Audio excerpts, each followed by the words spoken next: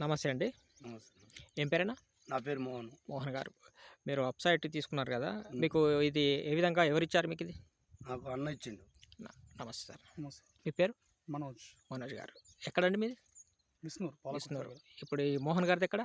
మాది మల్లంపల్లి కాశగూడెం. కాశగూడెం. హ్మ్. ఓకే. ఇప్పుడు మీరు వెబ్‌సైట్ అంటే మీకు ఇది పరిచయమై మనకి ఇవ్వడం జరిగింది మనోజ్ గారు. ఆ. ఏ పంటకు వాడుకున్నారండి మీరు?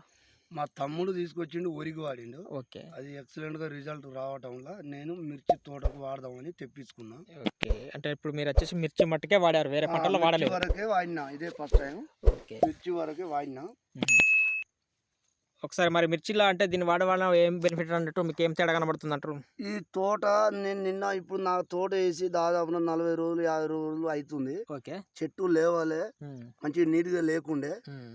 ఇప్పుడు ఈ మందు ఆప్స మందు కొట్టడం వల్ల ఇంత నీట్‌గా అయ్యి చేను మంచి పెరుగుతుంది, గ్రోతింగ్ మంచిగా వస్తుంది, చెట్టు క్లియర్‌గా ఉంటుంది. క్లియర్‌గా ఉంటుంది. అంటే ఇప్పుడు ఈరోజు ఆదివారం. ఇప్పుడు మందు అంటే పిచికారి ఎన్ని రోజులైతుంది చేసి? నేను మొన్న సాయంత్రం కొట్టినా, యాటికి 3 రోజులు. మూడవ రోజు.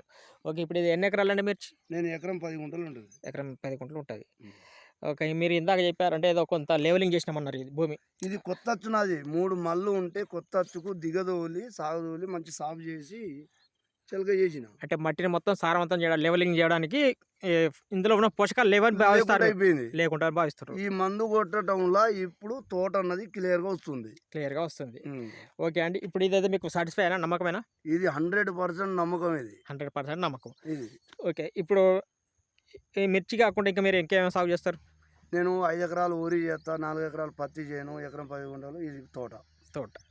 నేను ఫస్ట్ టైం వాడిందే తోటకు. తోటకు వాడారు. మా తమ్ముడు ఆయన పొలంకు వాడిండు, అది చూసిన సూపర్ ఎక్సలెంట్‌గా రిజల్ట్ వచ్చింది కాబట్టి నేను ఇది నమ్మకంతోని వాడి చూద్దామని తెచ్చినా, వాడినా ఎక్సలెంట్‌గా రిజల్ట్ వస్తుంది. అంటే ఇప్పుడు మీ తమ్ముని గాని లేకపోతే మీ మాటలు గాని మీరు నమ్మొచ్చా మరి? 100%గా నమ్మవలసిందే. ప్రతి ఏ రైతైనా గిది వాడని మనిషి అయితే మాత్రం ఇక అంతే అంటారా?